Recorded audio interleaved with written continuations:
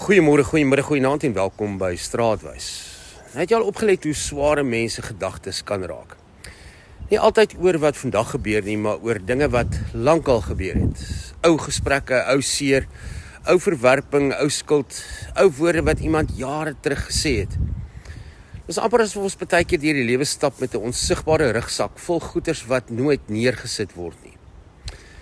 En dit laat my toe dink aan daai ou boeddhistiese verhaal van daar was glo 'n senior ou meester priester wat saam met 'n jong student gestap het.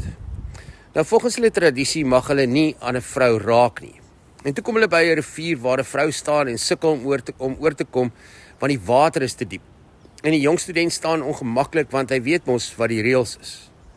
En die ou meester stap eenvoudig nader. Hy tel die vrou op en dra haar deur die rivier en sit haar veilig aan die ander kant neer. En hulle stap toe verder en kilometers verder kan die jong student dit net nie meer hou nie. En hy vra toe, meester, ek verstaan nie, ons mag dan nie aan 'n vrou raak nie, maar jy het haar opgetel en haar gedra.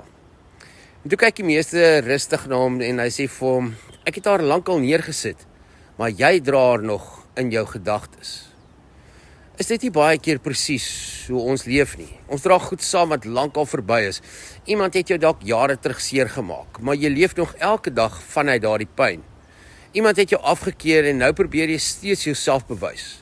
'n Verhouding het geëindig, maar emosioneel leef jy nog daar. Jy dra gesprekke saam, jy dra die skuld saam, die skaamte en die woede.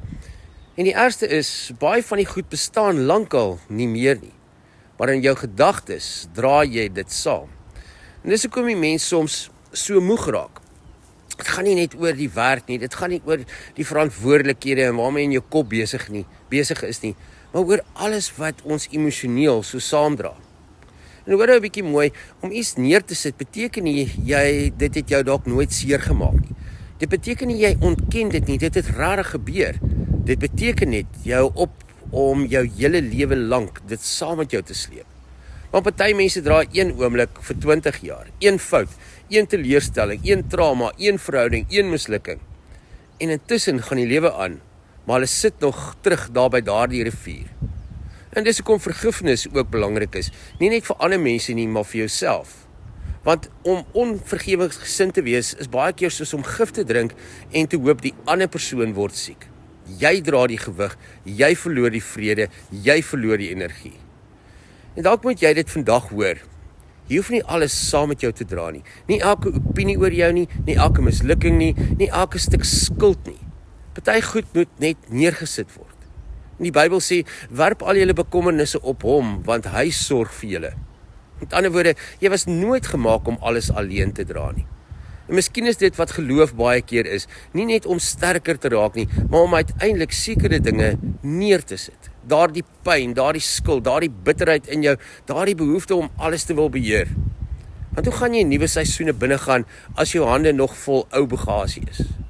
En dalk is die vraag vandag redelik eenvoudig, wat dra jy nog in jou gedagtes wat jy lankal moes neergesit het? Daardie gesprek en daardie fout en daardie persoon en daardie teleurstelling? Want die waarheid is, jy kan nie vrede vind terwyl jy heeltyd ou gewig saam met jou dra nie. So miskien is die tyd vandag om ietsie neer te sit, nie omdat dit nie saak maak nie, maar omdat jy nie gemaak is om dit vir altyd te dra nie. Ek hoop jou dag is lekker en tot ons weer saam stap, mooi loop.